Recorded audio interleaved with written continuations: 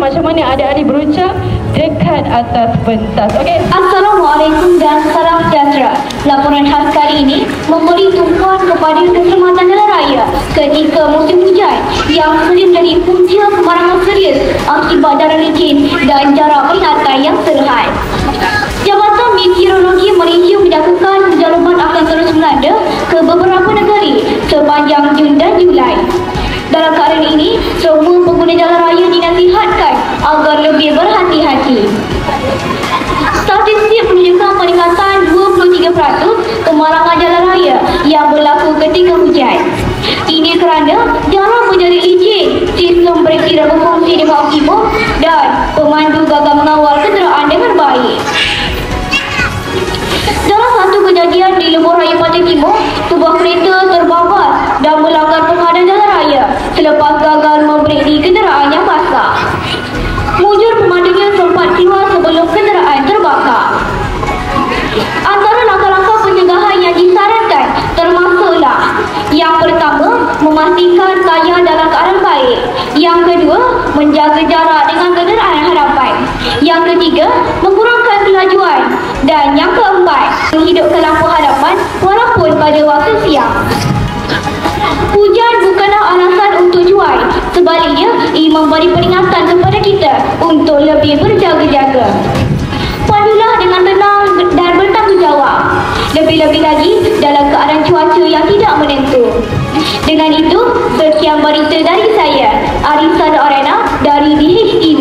Ingatlah, keselamatan bermula dengan anda. Assalamualaikum dan salam sejahtera. Anda bersama saya, Cahaya Isra. Hari ini kita akan menyentuh keselamatan yang sangat penting, iaitu penunggang fizikal. Golongan yang paling rendah kepada risiko jalan raya. Laporan PRM menyatakan bahawa lebih 60% kemalangan maut di Malaysia membabitkan penunggang dan pemonceng fizikal.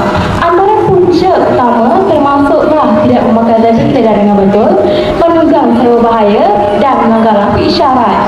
Dalam satu kajian oleh Institut Penyelidikan Keselamatan Jalan Malaysia, MIROS, lebih 30% penunggang fizikal tidak memakai jaket reflektif pada waktu malam yang menyebabkan mereka sukar melihat orang lain. Terdapat juga kes yang ambil hati di mana seorang remaja terbunuh selepas membersihkan tungganginya berempuh belakang lori akibat cuba memotor barisan dalam kecelakaan lalu lintas. Sebagai langkah proaktif, JPJ kini bersama dialog sekolah dan institusi TVET untuk mendidik remaja tentang etika gaya selamat bagi program Ride Smart. Jangan jadikan jalan raya sebagai medan taruhan nyawa. Sentiasa pakai tabir geledah, pastikan motosikal berfungsi dan tunggalan berhemah. Keselamatan bermula daripada diri anda sendiri. Saya, Cahaya Isra, melaporkan dari Berita Terkini edisi Channel Market. Sekian, terima kasih.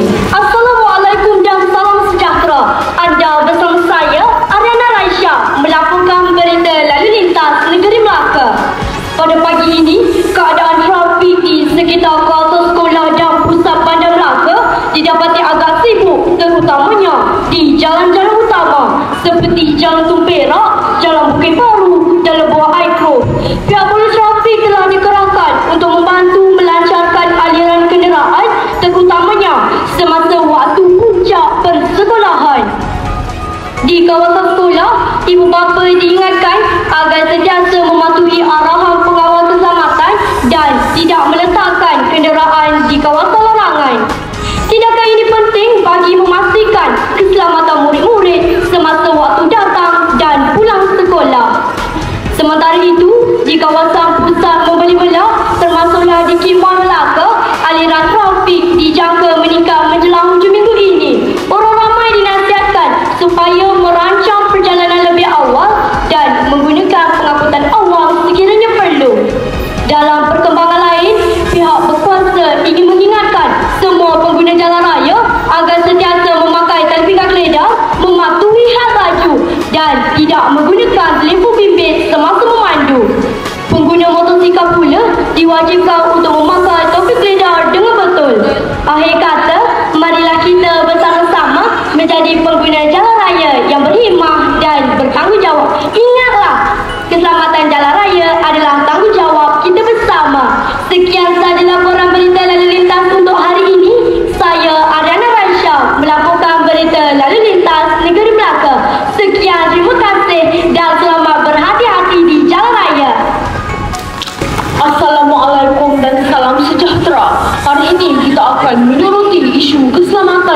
sekolah.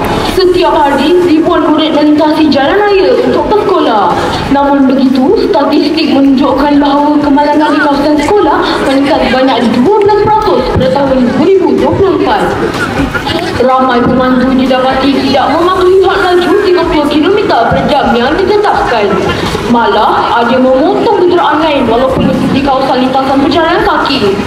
Dalam satu kejadian di Negeri Sembilan, seorang murid tahun 2 dirempuk ketika melintas walaupun pengawal keselamatan telah memberi syarat henti. Institut Pendidikan Keselamatan Jalan Raya Malaysia, MIROS, turut mencadangkan pelaksanaan kempen Tengok Kiri Kanan di semua sekolah rendah bagi meningkatkan kesedaran murid tentang keselamatan jalan raya. Nyawa anak-anak adalah tanggungjawab kita semua. Pandulah dengan lebih berhemah apabila melalui kawasan sekolah. Bersama kita lindungi generasi masa depan. Saya Syafini Rosni, GHTV melaporkan untuk berita prihatin. Sekian, terima kasih dan selamat berhati-hati. Dan salam sejahtera, anda bersama saya Haris Zulaika dalam berita belakang kini. Hari ini kita akan mengulas satu isu yang semakin membimbangkan. Penggunaan telefon bimbit ketika memandu, satu tanda berbahaya semakin berleluasa. Menurut kajian oleh Institut Penyelidikan Keselamatan Jalan Raya Malaysia, penggunaan telefon bimbit ketika memandu meningkatkan risiko kemalangan sebanyak 4 kali ganda.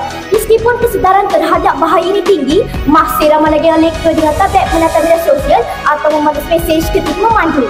Statistik yang dikeluarkan oleh Jabatan Keselamatan Jalan menunjukkan lebih 8,000 saman dikeluarkan sepanjang 2024 hanya kerana kesalahan penggunaan telefon bimbit. Namun, angka ini dipercayai hanya seberapa kecil daripada jumlah senar kerana ramai pemandu lakukannya secara sembunyi.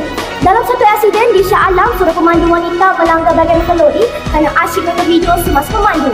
Mujur, tiada kehilangan nyawa, namun kecederaan serius dialami.